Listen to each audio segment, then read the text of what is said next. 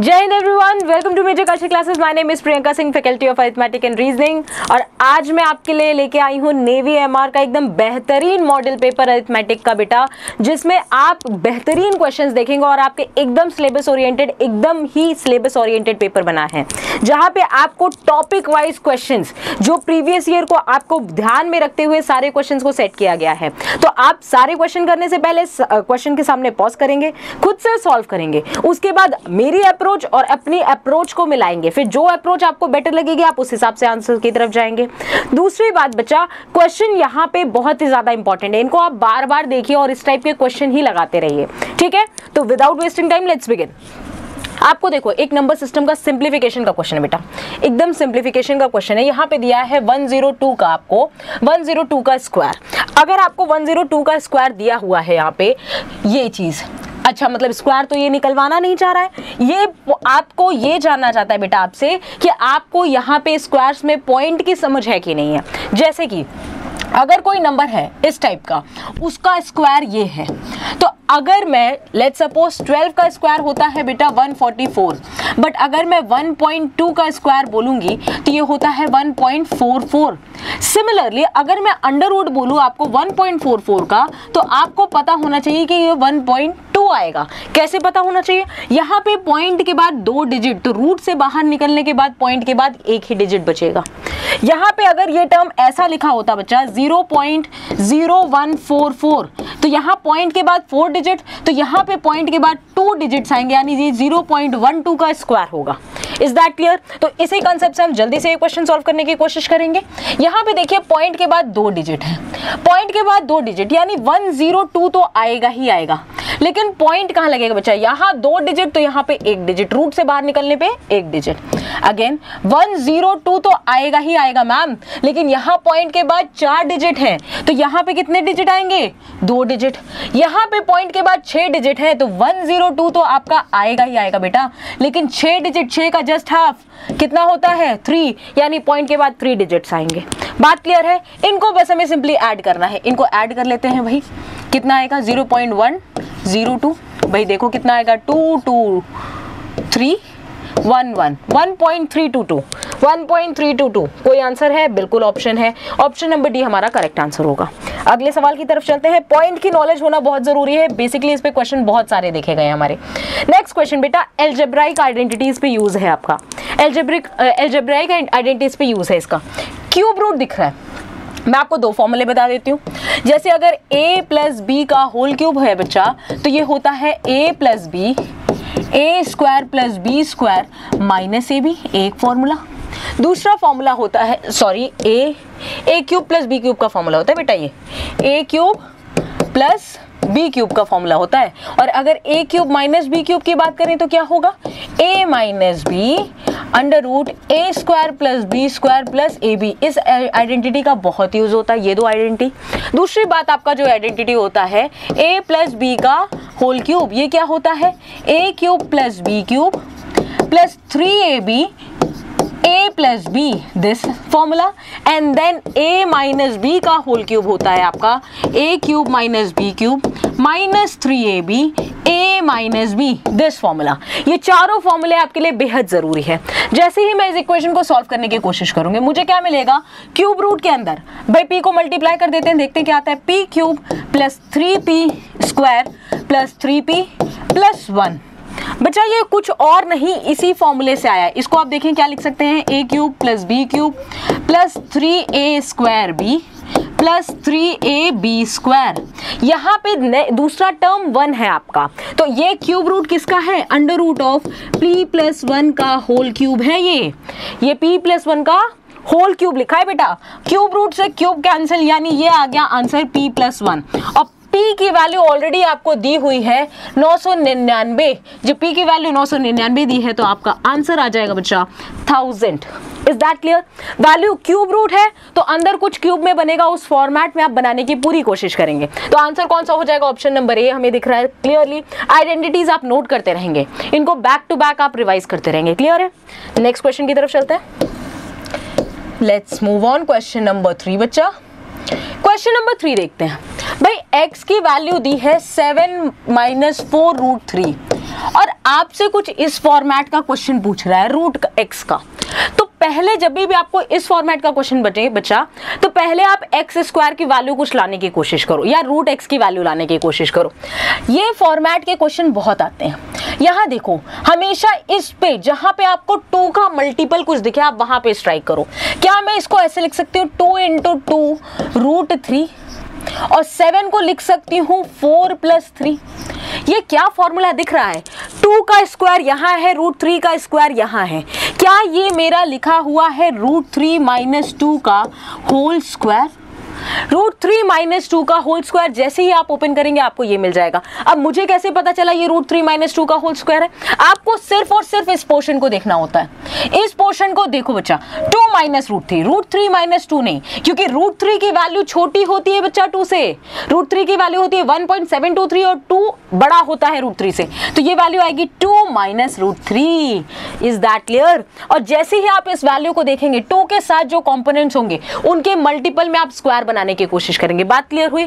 यानी ये वैल्यू है आपकी x की, इसका मतलब रूट x आपका आ गया 2 माइनस रूट 3। ठीक है भाई, यहाँ पे बहुत सारे कंसेप्ट मिलते जा रहे हैं हमें। पहली बात, इसमें से मुझे स्क्वायर कैसे निकालना है? 2 के मल्टीपल वाले से चीज से देखो, जो भी ए बी वाला पैटर्न होगा उसमें a माइनस, क्योंकि माइनस लगा था तो a माइनस बी का होल स्क्वायर बन गया। अगर मुझे रूट एक्स निकालना है 1 बाय रूट एक्स, तो ये जस्ट इसका रेसिप्रोकल होता है। इसका रेसिप्रोकल आप बस यहाँ पे प्लस साइन लगा के उल्टा लिख दीजिए। इसका रेसिप्रोकल यानी इसका उल्टा सीधा क्या आ जाएगा 2 प्लस रूट 3। अब आपको इन दोनों का सम पूछा है, यानी x plus root X plus 1 upon root X आपका क्या होगा?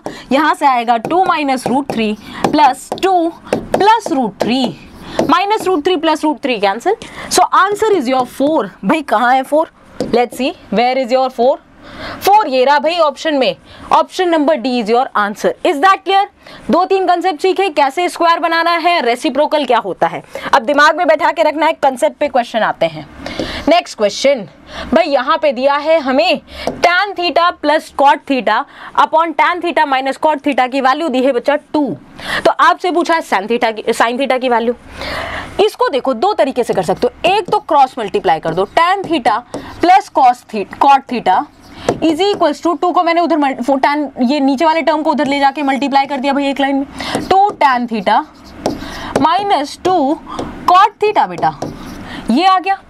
या तो मैं इसमें कंपोनेंडो डिविडेंडो भी लगा सकती। कंपोनेंडो डिविडेंडो क्या कहता है? a plus B, A upon B, ऐसे देखो a upon B is equals to आपको c अपॉन डी दिया है, तो ये वैल्यू क्या होती है a plus B upon a minus B which is equals to c plus D upon c minus D. ये भी आप अप्लाई कर सकते थे। यहीं से देख लेते हैं, 2 सेकंड में आंसर आ जाएगा। tan को उधर भेजो भाई, कॉट को इधर भेजो, तो 3 कॉट थीटा हो गया। ये कितना हो गया आपका? ये माइनस हो जाएगा तो ये tan थीटा बस बचेगा यहाँ पे। ठीक है, यानी tan theta by cot theta आपका बचा है 3। अगर मैं कॉट को ऊपर भेज दूं तो वो भी tan हो जाएगा, क्योंकि 1 अपॉन कॉट क्या होता है? 1 अपॉन कॉट थीटा होता है आपका tan थीटा। तो 1 अपॉन कॉट थीटा ये है, तो ये हो जाएगा tan square theta is equals to 3। तो tan थीटा की वैल्यू आ गई बच्चा रूट 3।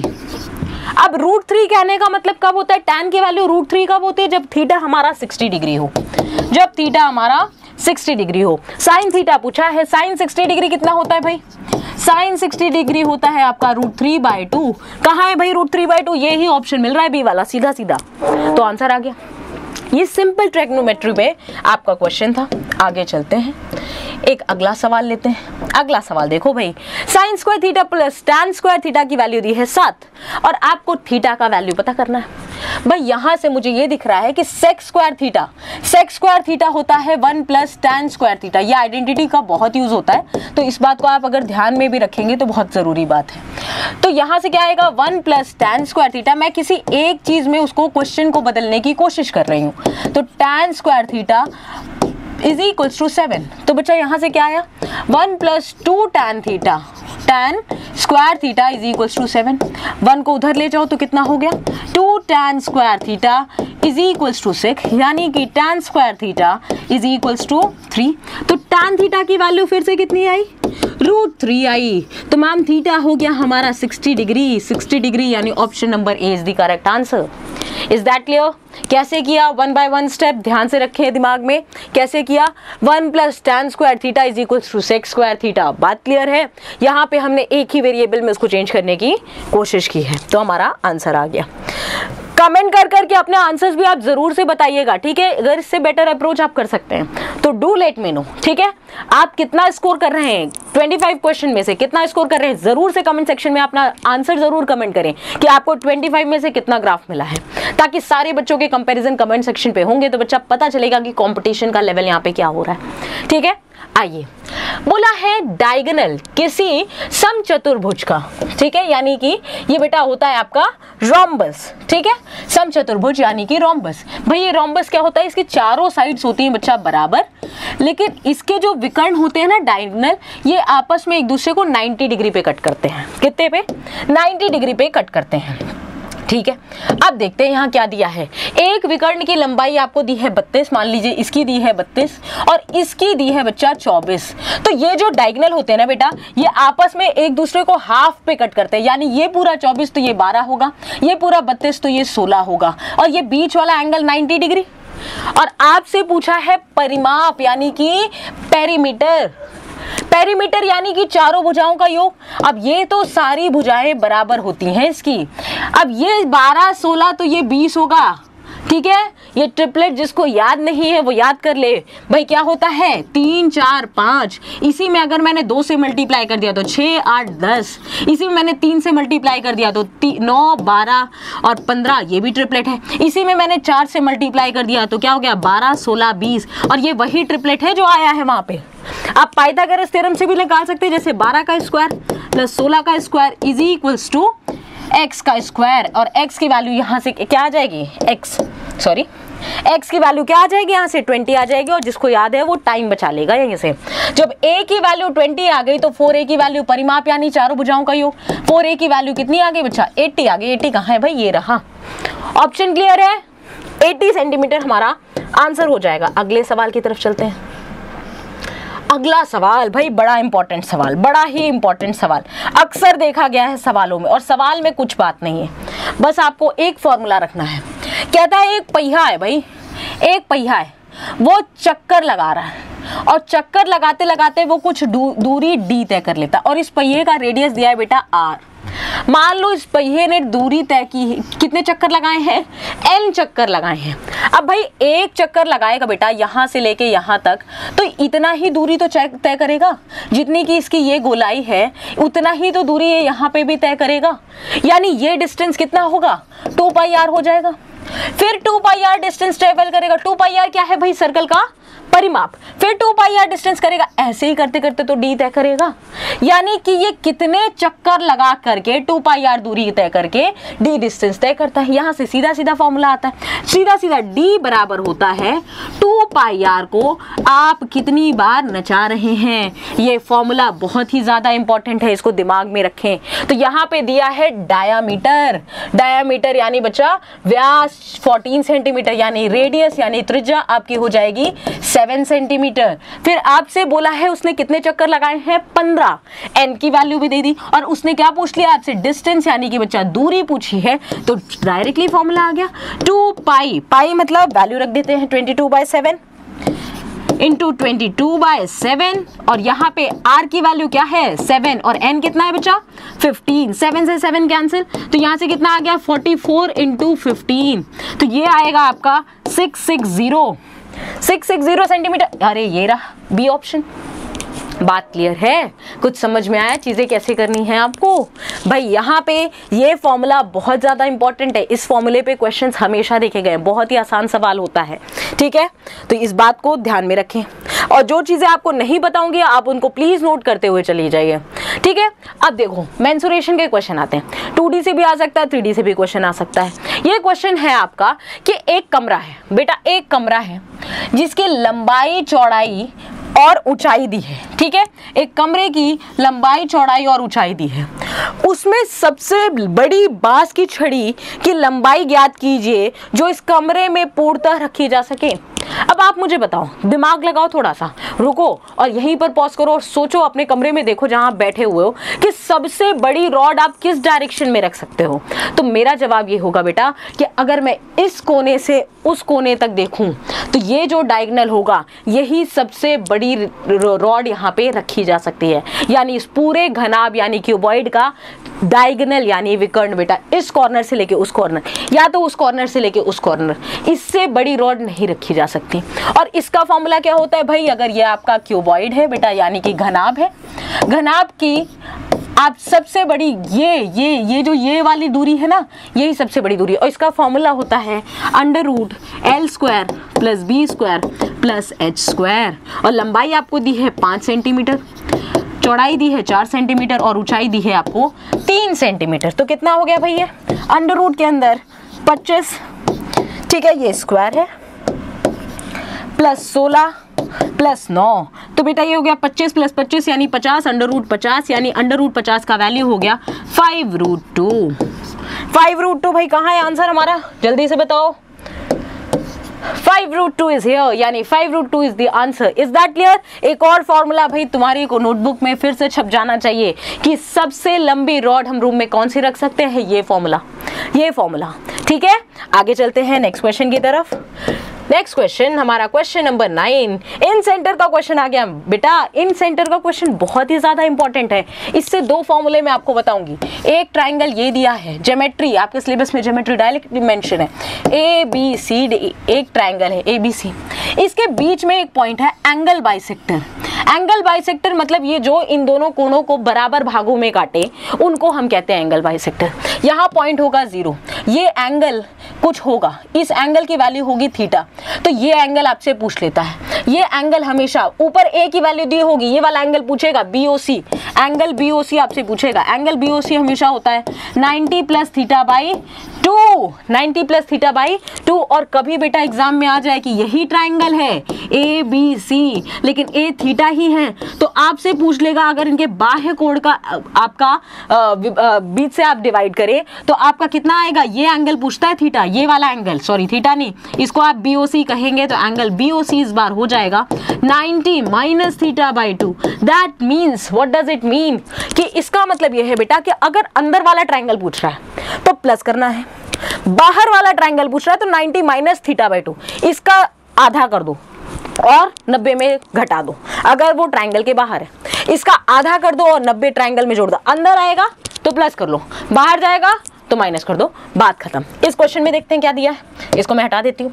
क्वेश्चन में दिया है बेटा कि यहाँ पे लिखा हुआ है बड़ी सीधी सी बात कि ABC, ठीक है, आपको ट्राइंगल दिया है, देख लेते हैं ABC एक ट्राइंगल दिया है और उस ट्राइंगल में एंगल ABC आपको दिया है 60 डिग्री और एंगल ACB आपको दिया है 50 डिग्री। एक ट्राइंगल के सारे कोणों का योग 180 होता है, 180 ये 1100 ये 110 हो गया, तो ये कितना हो गया मैम 70 हो गया। अब 70 हो गया, अब आप उसने पूछा है I दिया है already in centre, in centre का मतलब ही वही होता है यानी इन दोनों एंगल को बराबर जोड़ना, यानी ये एंगल आपसे पूछ रहा है, ये एंगल अभी मैंने आपको बताया 90 + θ/2 बेटा, 90 + θ/2 यानी 70/2 यानी 90 + 1 + 35, ये कितना हो गया 125 degree. That is option number B। Is that clear? आगे चलते हैं question number 10। Let's see question number 10। Question number 10 क्या है, एक 90 डिग्री ट्राइंगल है, ये 90 डिग्री ट्राइंगल है। यहाँ पे क्या है, आपको ट्राइंगल दिया है P is the length of the perpendicular from point C ABC, ये आपको लंबाई दी है, ये आपका लंबवत है, ठीक है, और आपकी ABC त्रिभुज की क्या दिया है ABC, ये ट्राइंगल दिया है बेटा आपसे और आपसे पूछा गया है इन सारी इक्वेशन में से कौन सी इक्वेशन इसको सेटिस्फाई करेगी। तो भाई देख लेते हैं, यहां से क्या होता है बेटा, एरिया के आप दो फॉर्मूले निकाल सकते हो, हाफ बेस इंटू हाइट, यानी बेस इंटू हाइट, ठीक है, आधार बटे लंबाई, एक ये आ जाएगा। अब आप अगर इसको आधार लोगे तो लंबाई ये इस पे है, तो ये भी तो वो फॉर्मूला बन गया, हाफ p इंटू सी। तो p की वैल्यू क्या आ गई भाई, यहाँ से p की वैल्यू आ गई ab बाय c, भाई 2 से 2 कैंसिल, c को इधर भेज तो p की वैल्यू आ गई, मतलब मेरा p की वैल्यू आई ab बाय c, ठीक है भाई। और c को मैं क्या लिख सकती हूँ, c कुछ और नहीं भाई, ये 90 डिग्री ट्रायंगल है, a square plus b square लिख सकती हूँ, लिख देते हैं भाई, p is equals to ab by under root A square plus B square. Actually बेटा इस एप्लीकेशन पे क्वेश्चन आता है, इस क्वेश्चन को मैंने एज अ प्रूफ आपको दे दिया, ये थ्योरम है, इसको तो रटा होना चाहिए और आपको देख के आंसर मार देना चाहिए, बट चलो प्रूफ कर लेते हैं भाई। हर जगह 1/p 1/p 1/p देख रहे हैं तो हम इसको उल्टा कर देते हैं। अगर मैंने लिखा 1/p under root A square plus B square upon M A B, और मैं पूरे में होल स्क्वायर कर दूं, पूरे में होल स्क्वायर कर देती हूँ बेटा। यहाँ देखो, अगर मैं पूरे में होल स्क्वायर कर दूं तो 1/p square is equals to A square plus B square upon A square B square, नीचे वाला भी स्क्वायर हो जाएगा। यानी यहाँ से आप जब अलग अलग करके सेपरेट करेंगे तो आपको एक चीज मिलेगा, 1/p square is equals to 1/a square plus 1/b square. बात क्लियर है, यानी ये आंसर कहाँ दिख रहा है आपको, अब इसको भूलना नहीं है। एग्जाम में आए तो ये सब हम सॉल्व नहीं करेंगे, हम डायरेक्टली आंसर मार्क करके निकल जाएंगे। हमें दिखेगा 1/p स्क्वायर, मतलब इसका 1/p square is equals to 1/a square plus 1/b square. आगे चलते हैं नेक्स्ट क्वेश्चन पे। ओके, क्वेश्चन परसेंटेज का, प्रतिशत का सवाल है बेटा। प्रतिशत के सवाल में ये बोला है कि एक परीक्षा में 640 आपके लड़के हैं और 360 आपकी लड़कियां हैं। लड़कों में क्या है, 60% लड़के और 80% लड़कियां सफल हैं, ठीक है, 60% लड़के और 80% लड़कियां सफल हैं। और यहाँ पे देखो तो असफल छात्राओं का प्रतिशत ज्ञात कीजिए। दिया गया है सफल, लेकिन आपसे पूछा गया है असफल। सीधी सी बात है बेटा, लड़कों में अगर 60% सफल हैं तो 40% लड़के जो होंगे वो असफल होंगे। जब हमसे असफल पूछा गया तो हम असफल पे ही काम करेंगे। 80% लड़कियां सफल हैं तो 20% लड़कियां असफल होंगी बेटा। यानी कि आपकी सीधी सी बात है, 640 का आप निकाल लो लड़के हैं, यानी 40% निकाल लो। 640 का 40% आप निकालोगे तो ये कितना आएगा, 256। और अगर मैं निकालूं 360 का 20% तो ये कितना आएगा भाई, ये आएगा आपका, ठीक है, ये आएगा 72, ये आएगा आपका बच्चा 72। यानी इतने लड़के और इतने लड़कियां असफल है। टोटल कितना हो गया भाई, टोटल हो गया मैम ये 338, टोटल हो गया 328। अब ये 328 टोटल असफल का परसेंटेज कैसे निकालते हैं, जितने असफल हो upon total number of student, और टोटल नंबर ऑफ स्टूडेंट हमारे कितने होंगे, 640 प्लस 360 ऐड कर दो भाई, कितना आ गया 1000।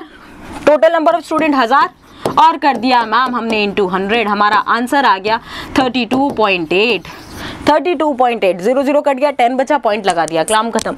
ठीक है, ध्यान दिया करो, पूछ क्या रहा है बेटा, सक्सेसफुल दे दिया लेकिन फेलियर का पूछ रहा है, तो फेलियर उल्टा होता है। अगर 20% सक्सेसफुल है तो 80% फेलियर है, अगर 30% सक्सेसफुल है तो आपका 70% फेलियर है। यहाँ क्या दिया, 60% सक्सेसफुल है तो 40% फेलियर है, 80% सक्सेसफुल है तो 20% फेलियर है। तो आप टोटल का पहले वो निकालो, फिर आप देखो टोटल इतने बच्चे फेल हो गए, लेकिन परसेंटेज पूछा है उसने क्या पूछा है, प्रतिशत। और प्रतिशत कैसे निकालते हैं, जिसके बारे में पूछ रहा है उसको ऊपर लिखो अपॉन टोटल नंबर ऑफ चीज। टोटल नंबर ऑफ स्टूडेंट है कितने भाई, ये इतनी गर्ल्स थी और इतने बॉयज थे, ऐड कर दिया मैम 1000 आ गया, सीधा हमारा परसेंटेज आ गया। क्लियर है, आगे चलते हैं नेक्स्ट सवाल पे। आ जाओ भाई, न्यूमरेटर और डिनोमिनेटर, ध्यान से देखना, बड़ा अच्छा सवाल है, बहुत ही प्यारा सवाल है। भाई क्या बोला है, यदि किसी भिन्न का अंश 20% बढ़ा दिया जाए और उसके हर को 5% घटा दिया जाए। मेरी एक बात सुनो, अगर किसी आदमी की इनकम यानी आय को मैं 20% घटा दूं तो उसकी आय क्या 80% ही बचेगी, क्या उसकी आय 80% ही बचेगी? अगर मैंने किसी की आय को 20% बढ़ा दिया तो क्या उसकी आय 120% हो जाएगी? बस वही सवाल है, एक भिन्न बेटा x बाय वाई टाइप का, x बाय y टाइप का। बोल रहा है आपने न्यूमरेटर यानी अंश को 20% बढ़ा दिया। 20% बढ़ा देने का मतलब है उसको मैंने 120% कर दिया है, और अब उसके डिनोमिनेटर को मैंने 5% घटा दिया, यानी बचा कितना है, हो कितना जाता है, रिजल्टेंट पे काम करना है। 20% बढ़ा तो दिया, आप क्या करोगे, 20% निकाल के वापस उसमें जोड़ोगे, आप यही करोगे, 20% निकाल के वापस उसमें जोड़ोगे। हम एक बार में 100 से जोड़ देते हैं, इसका मतलब वो रिजल्टेंट दे रहा है, बड़ी सीधी सी बात है। अब 5% घटा दिया, यानी 100 में से 5% घट गया, बचा 95%, और इसका वैल्यू दिया है आपको 5/2। परसेंट से परसेंट कैंसिल मैम, 5 से काट देते हैं, 5 24 आ गया मैम ये, और ये आ गया 19, यानी x by Y cross multiply कर दो भाई, क्रॉस मल्टीप्लाई कर दो, 19 या 95 हो गया, और नीचे आ गया आपका 48, यानी वैल्यू आपकी ये रही होगी 95/48। कहाँ है भाई, option number C is here. Is that clear? समझ में आ गया कैसे करना है क्वेश्चन।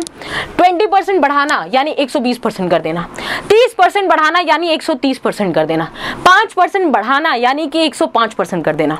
मैंने बोला 30% घटा दिया यानी 70 ही रह गया, मैंने बोला 40% घटा दिया यानी 60 ही रह गया, मैंने कहा 13% घटा दिया बेटा तो क्या 87% ही रह गया। बात क्लियर हुई? यानी घटाना है तो 100 में से घटा दो, और जोड़ना है तो 100 में उतना ही जोड़ दो, रिजल्टेंट आ जाएगा। बार बार घटाने जोड़ने का काम नहीं रह जाएगा तुम्हारा। आ जाओ इधर, अगला सवाल। अगला सवाल देखो, क्वेश्चन नंबर 13 क्या बोला है, एक आदमी एक चेयर को इतने रुपए में बेचता है तो उसे घाटा होता है 25% का। ये वही बात है जो मैं भी कर रही थी, ठीक है। आपको क्या करना होता है, सीपी हमेशा 100% मानते हैं, मैं फिर भी आपको करके दिखा दे रही हूं ताकि आपको समझ में आए, फिर अभी हम एक शॉर्टकट मेथड से भी कर लेंगे। सीपी हमेशा होता है 100%, लॉस कितना होता है बेटा, 25% लॉस हुआ है, तो सेलिंग प्राइस आपका कितना होगा। अगर कोई दाम 100 रुपए में सामान लाए, 25 के घाटे में बेचा, तो क्या 75 पे बेचा आपने, कितने में बेचा बेटा, 75%। ये हानि में घटा देते हैं, लाभ होता है तो जोड़ देते हैं, यानी आपने बेचा है 75% पे, तो सवाल में तो 720 में बेचा है, यानी आपका 75% बराबर है रुपए 720 के। यहाँ परसेंटेज लिखो, यहाँ रुपीस लिखो। बात क्लियर है? 75% का मतलब इतना है। एक बात बताओ, वो आदमी उसको 25% के लाभ में बेचना चाहता है, 25% लाभ यानी दूसरा आपका सेलिंग प्राइस का दाम होगा 125%, तो 125% का ही मतलब वो पूछ रहा है।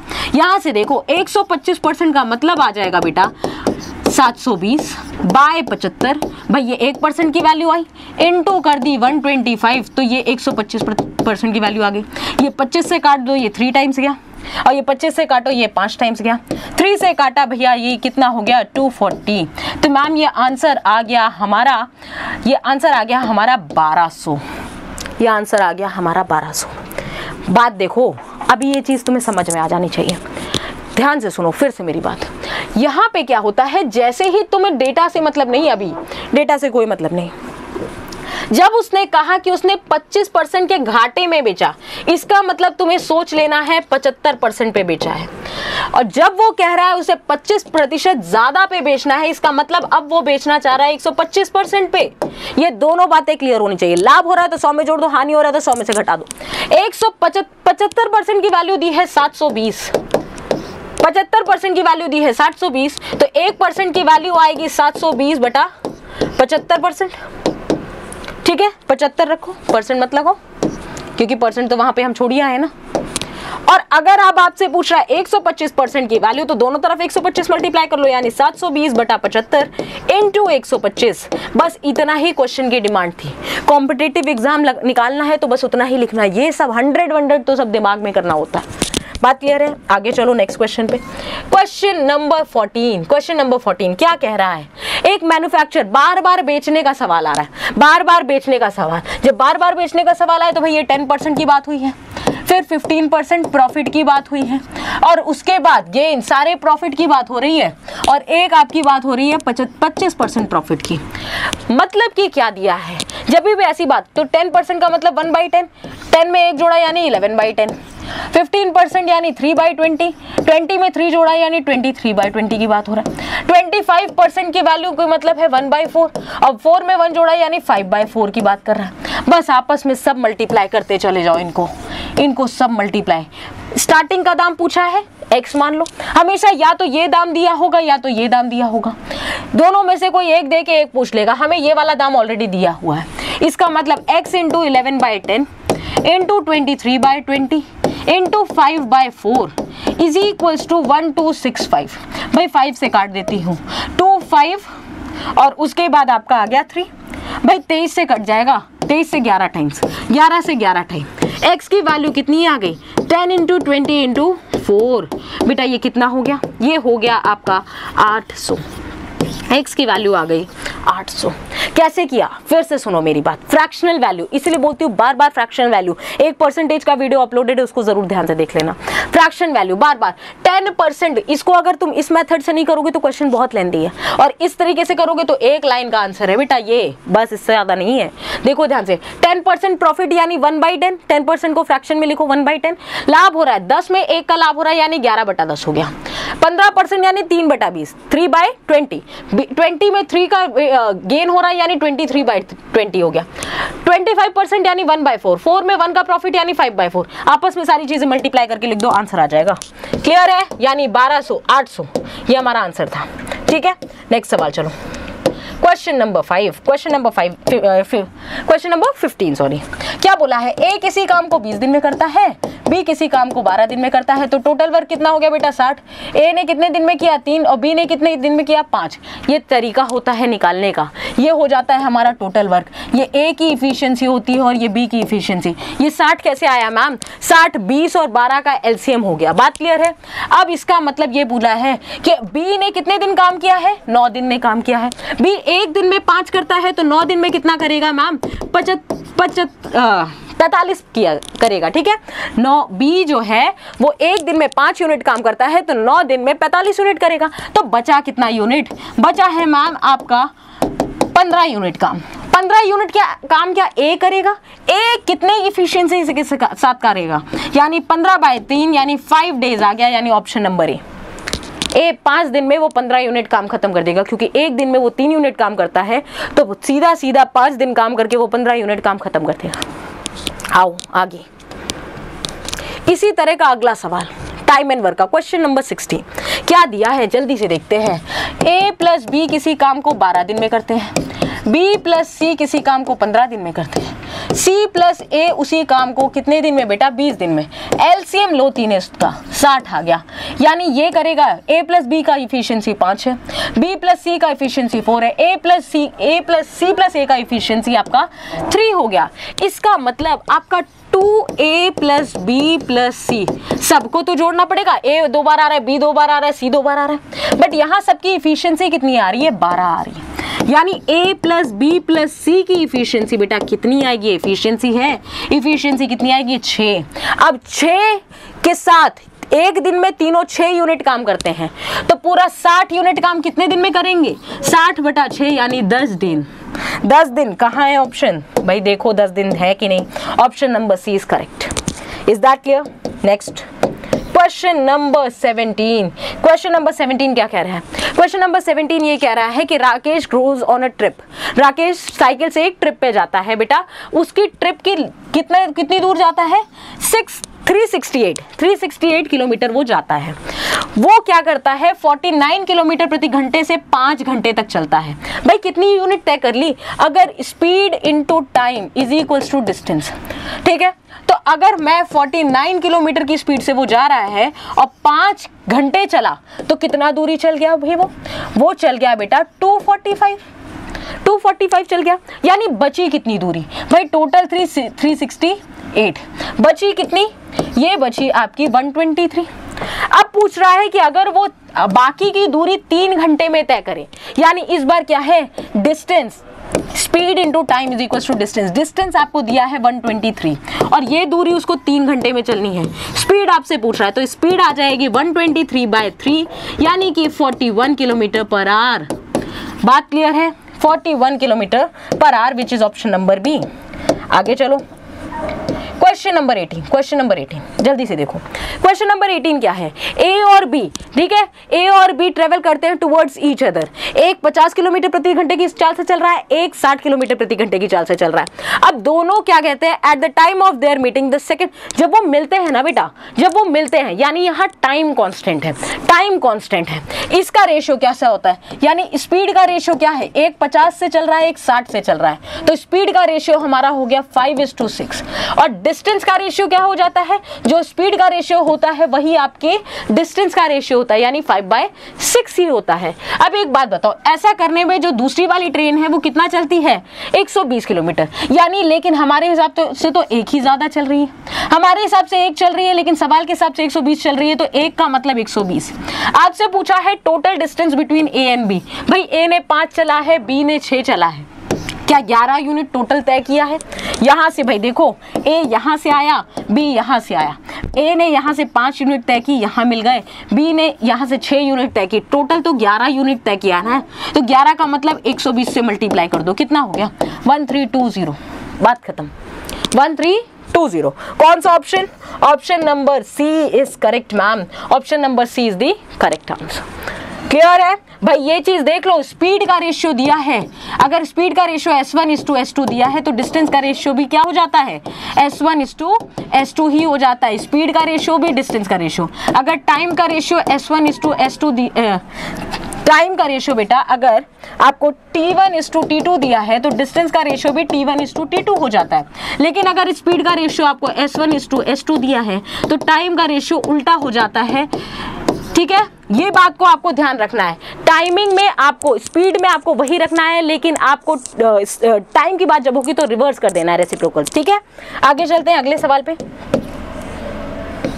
क्वेश्चन नंबर 19, क्वेश्चन नंबर 19 क्या किया है उसने, क्वेश्चन नंबर 19 में उसने ये किया है कि मनी को क्या किया है, उसने स्पेंड किया है 9% सिंपल इंटरेस्ट पे, और उसको इक्वली अमाउंट उसने 10% सिंपल इंटरेस्ट में भी इन्वेस्ट किया है, तो उसको इतना मिला है। मान लेते हैं ना भाई, मान लेते हैं उसने, इसकी इन्वेस्टमेंट x है, हो क्या रहा है, एक ये जो मोहन है, मोहन ने कुछ धनराशि 9% पे लगाई है, और कुछ धनराशि वही उतनी ही धनराशि उसने 10% पे भी लगाई है, यानी 2 साल के लिए। भाई क्या होता है फॉर्मूला, एसआई का फॉर्मूला होता है PRT/100।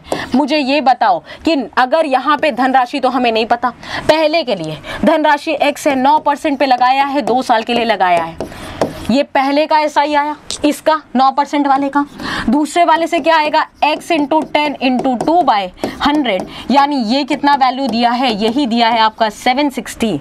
इज दैट क्लियर, 760 दिया, यानी 18x आ गया, यहाँ से आ गया 20x, इसकी वैल्यू होगी 7600, यानी ये हो गया 38x की वैल्यू हो गई 7600। ये कितना आ गया बेटा, x का मान आ गया 2000, यानी 2000 रुपए ही उसने दोनों में इन्वेस्ट किया था। बात क्लियर है, ऑप्शन देखते हैं कहाँ है भाई 2000, ये रहा option number D is the correct answer. Clear है भाई, उसने जो अमाउंट 9% पे लगाया वही अमाउंट 10% पे लगाया, और टोटल ब्याज, ये यहाँ से ब्याज मिला S1, ठीक है, यहाँ से ब्याज मिला SI1 और यहाँ से ब्याज मिला SI2, और टोटल ब्याज आपका दिया है 760, तो हमारा आंसर आ गया। क्लियर है, नेक्स्ट क्वेश्चन पे चलते हैं। क्वेश्चन नंबर 20, क्वेश्चन नंबर 20 देखो जल्दी से। क्वेश्चन नंबर 20 ये कह रहा है कि भाई आपने क्या किया है, a sum of money is lent out in simple interest for a certain rate for 3 years। कुछ धनराशि थी, कुछ ब्याज दर था, कुछ धनराशि थी और कुछ ब्याज दर था, 3 साल के लिए आपने निवेश किया। अगर आपने ब्याज को दर को 25% बढ़ा दिया तो आपको इतना रुपए ज्यादा मिलता है। बहुत इंपॉर्टेंट क्वेश्चन है। हम क्या करते हैं, प्रिंसिपल को P ही मान लेते हैं, रेट यानी ब्याज दर को R ही मान लेते हैं, और टाइम हमें दिया है 3, यानी कि पहले वाले से कुछ SI आया होगा और दूसरे वाले से SI ज्यादा आया होगा, क्योंकि ब्याज की दर अब बढ़ गई है। दोनों को घटाओगे बेटा तो तुम्हें मिलेगा 540 रुपए। देखते हैं कैसे।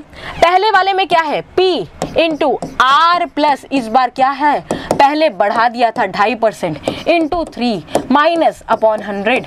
यहाँ क्या है, PRT, T का मतलब क्या है 3/100, इसकी वैल्यू दी है 540, तो यहाँ से कितना आएगा 3PR प्लस ये कितना हो गया 2.5 × 3 7.5 हो गया, डायरेक्ट 7.5 लिखो। 7.5 आपका P माइनस PRT यानी 3PR upon 100 is equals to 540। बच्चा यहाँ से ये चीज़ कैंसिल हो रही है, डायरेक्टली हमें पता चल रहा है, यानी P की वैल्यू आ गई 540 इंटू 100 बाय 7.5 बाय 7.5। भाई इसको कैंसिल करो, कौन सा ऑप्शन आएगा भाई, देखो कौन सा ऑप्शन आएगा भाई, ये कटेगा यानी 7200 आ जाएगा, सीधा सीधा 7200 आ जाएगा, पॉइंट हटाओगे 7200 आ जाएगा। बात क्लियर है?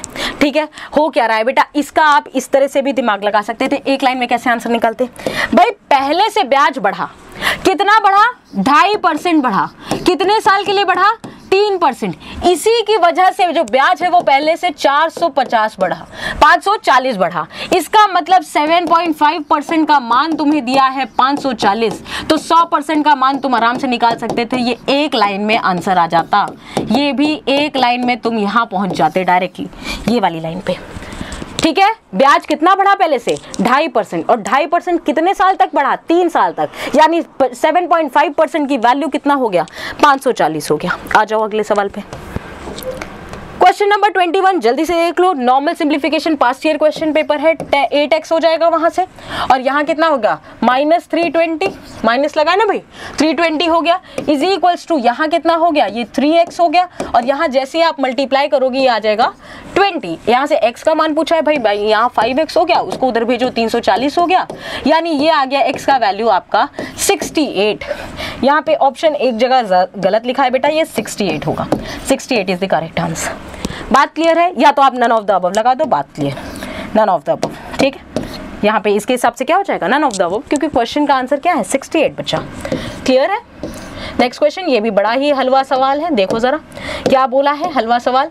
देखो भाई ये एलसीएम ले लो, एलसीएम लिया तो ये क्या होगा 90 -6 -80, और ये माइनस वहाँ पे भी जाके मल्टीप्लाई होगा, यानी -12 upon 12 is equals to 2 -3t/3। 3 से ये काट दो 4 टाइम्स, अब मल्टीप्लाई कर दो, यहाँ से ये माइनस होगा यानी बचा t, -18 हो गया, यहाँ से क्या बचा 8 -12t, 12 को इधर ले आओ, कितना हो गया ये 13t हो गया, और यहाँ से वो उधर गया, यानी कितना हो गया बेटा 26 हो गया। t की वैल्यू आ गई मैम 2, ये रहा ऑप्शन। सिंपल सिंप्लीफिकेशन, सिंपल आया हुआ सवाल है इसलिए बता रही हूँ, नेवी एमआर में ये सवाल प्रीवियस ईयर क्वेश्चन है। ठीक है, नेक्स्ट क्वेश्चन, क्वेश्चन नंबर 23। एक ट्रेन है बेटा, एक ट्रेन जिसकी लंबाई इतनी और इतनी है, वो 10 सेकेंड में, 100 सेकेंड में और 60 सेकेंड में 2 ब्रिजेस को पार कर जाती है। एक ट्रेन यानी ये एक ब्रिज वाले क्वेश्चन जिसमें लंबाई होती है। एक बात समझो, अगर ये प्लेटफॉर्म है, ट्रेन यहाँ से आई, ट्रेन की लंबाई अपनी कुछ होगी L, और इस प्लेटफॉर्म की लंबाई L1 होगी। अगर ये पार कर जाएगी तो ये ट्रेन यहाँ आ जाएगी, इसको पूरी दूरी क्या तय करनी पड़ेगी L + L1 की डिस्टेंस हो जाती है L + L1, जिसको वो पार करके जा रहा है बेटा, अगर उसमें भी लंबाई है, जैसे अगर एक आदमी को क्रॉस करके जा रहा है तो उसमें लंबाई नहीं होगी, लेकिन अगर एक प्लेटफॉर्म है, ब्रिज है, आपका कोई पुल है, उसको क्रॉस करके अगर ट्रेन जा रही है तो उसकी भी लंबाई जुड़ जाती है, यानी डिस्टेंस आपका टोटल कितना हो जाता है, ट्रेन की लंबाई प्लस जिस ऑब्जेक्ट को वो क्रॉस कर रहा है उसकी भी लंबाई। बात क्लियर है? इसका मतलब यहाँ से देखो भाई कितना टाइम का रेशियो दिया है, वही कंसेप्ट फिर से यूज हुआ। पहले वाले में टाइम यूज हुआ है 100 सेकेंड, किसमें, जिसमें 800 प्लस ट्रेन की लंबाई LT मान लेते हैं, और एक में टाइम यूज हुआ है 60 सेकेंड, जिसमें 600 प्लस आपकी 400 प्लस L लंबाई तय हुई है। भाई टाइम का रेशियो कितना आया, यहाँ से आया 5:3, टाइम का रेशियो 5:3, तो डिस्टेंस का रेशियो तो चेंज ही नहीं होता, 5:3 ही रहता है। अब एक बात बताओ, यहाँ पे हमारे हिसाब से दूरी का अंतर आ रहा है 2, लेकिन आप यहाँ से देखो इन दोनों की दूरी का अंतर कितना आएगा, LT और LT कैंसिल हो जाएगा, बचेगा कितना 400, दोनों का 800 में से 400 गया, बचा 400, यानी 1 यूनिट का मतलब आया 200, 1 यूनिट का मतलब आया 200। अब मुझे बताओ ये इसका मतलब 1 का मतलब 200, तो 5 का मतलब 1000, 1 का मतलब 200, तो 3 का मतलब कितना 600। एक बात बताओ, इसका मान कितना है 800 प्लस LT, यानी LT का मतलब कितना आया, यहाँ से आया 200। बात क्लियर है? और यहाँ से भी चाहो तो तुम निकाल सकते हो, 400 प्लस LT कितना आया आपका 600, यानी LT का मतलब कितना आया आपका 200। दोनों में से कोई भी तरीका आप अपनाओ, आंसर आपके सामने आ जाएगा, यानी option number C is the correct answer. Clear है? टाइम का रेशियो, 2 टाइम मुझे देख रहे थे तो मैंने टाइम का रेशियो ले लिया, जैसे ही टाइम का रेशियो तो डिस्टेंस का रेशियो। अब जब डिस्टेंस का रेशियो आ गया तो जो भी चीज दी हुई है वो सॉल्व हो जाएगी आसानी से। आओ इधर नेक्स्ट क्वेश्चन पे, question number 24, last but not the least. 24 के बाद एक और 25 है। 5 आपको बोला है अरिथमेटिक मीन यानी एवरेज की बात कर रहा है। 5 plus 7 plus 5 plus 13 plus x plus 9, इनको आप ऐड करो और कितने नंबर ऑफ टर्म्स हैं भाई यहाँ पे आपके नंबर ऑफ टर्म्स हैं 5, तो इसकी वैल्यू आ जा रही है आपकी 10, है ना। 7 plus 5 plus 13 plus x plus 9, इसका आपका एवरेज दिया है 10, यानी अगर मैं इसको ऐड करूं तो ये कितना हो गया, ये 12 प्लस 13 25 प्लस 9, आपका 25 प्लस 9 कितना हो गया बेटा, यहाँ से कुछ मिस तो नहीं हुआ, एक मिनट, यहाँ कितना हो गया, ये हो गया 50 और 25 प्लस 9 आपका हो गया 34, यानी 34 plus x is equal to इतना, तो x की वैल्यू आ गई बच्चा 16 दिया है क्या, ऑप्शन नंबर डी, बात खत्म। 5 इधर ले जाके मल्टीप्लाई कर दिया। बड़ा ही आसान सवाल, आपके मीन मीडियन मोड में से एवरेज का क्वेश्चन ये था। एक और एवरेज का सवाल, क्या बोला है, 3 के 9 मल्टीपल्स का आपको सम बताना है, यानी 3 प्लस 6 प्लस 9 प्लस 12, ऐसे करते करते 9वां मल्टीपल आएगा 97, इसका आपको बताना है औसत, यानी 9 टर्म्स है, ये बताना है। हम इसको कैसे सॉल्व करें, हम सब जगह से 3 कॉमन ले सकते हैं, बचेगा क्या 1 प्लस 2 प्लस 3 प्लस ऐसे करते करते 9 बचेगा, अपॉन में क्या बचा है 9। भाई ये सम ऑफ नेचुरल टर्म, अगर मुझे 1 से लेके 2 से लेके ऐसे n तक जोड़ना है तो ये फॉर्मूला होता है n into n plus 1/2, very important formula. मुझे यहाँ 9 से जोड़ना है, इसको मैं काट देती हूँ 3 टाइम्स, ये 9 तक जोड़ना है, यानी 9 इंटू 9 प्लस 1 यानी 10/2 इंटू 3, बेटा यह 3 से कट गया 3 आया, ये 2 से कटा 5 आया, 3 इंटू 5 कितना हो गया बच्चा 15 हो गया, यानी ऑप्शन नंबर सी आपका करेक्ट आंसर है। तो ये क्वेश्चंस आपके बेस्ट क्वेश्चंस थे बेटा, थोड़ा सा लेवल इंक्रीज करो क्योंकि कंपटीशन बढ़ रहा है, दिन प्रतिदिन कंपटीशन बढ़ रहा है, सारे कंपटीशन के बच्चे आपके एग्जाम में आ रहे हैं, एक्सपीरियंस बच्चे आ रहे हैं, जो कहीं सिलेक्ट नहीं हो पा रहे, जो मेरिट लिस्ट से आउट हो जा रहे, वो आपके साथ फाइट करने वाले हैं। तो अगर आपको अपने वर्दी का सपना पूरा करना है तो आपको कंपटीशन का लेवल इंक्रीज करना पड़ेगा और दिन प्रतिदिन पढ़ना होगा। जरूर अपने कमेंट्स आंसर करिए यहाँ पे कमेंट सेक्शन पे कि देखें आपने कितना स्कोर किया है। कंपटीशन बढ़ाओ, अपना लेवल इंक्रीज करो, कोई पेपर को हार्ड नहीं होता बेटा, अपनी इंटेलिजेंस को बढ़ाओ और चीजों को प्रॉपर ढंग से करने का तरीका सोचो, जितना आप कर सकते हो उतना बेस्ट करो। किसी चीज में पीएचडी नहीं करनी, लेकिन सिलेक्टिव क्वेश्चन, जितने मैंने क्वेश्चन कराए आपको बहुत ही बेहतरीन सवाल हैं, इन क्वेश्चंस का अगर आप कंसेप्ट दिमाग में रखते रहें तो आपको आंसर्स बहुत आसानी से मिलेंगे। बच्चा इसी तरह की सीरीज को फॉलो करते रहें, आगे भी मैं आपके लिए जरूर सीरीज लेके आऊंगी और बेटर कोर्सेज के लिए जरूर मेजर कर्शी क्लासेस आएं। जय हिंद एंड टेक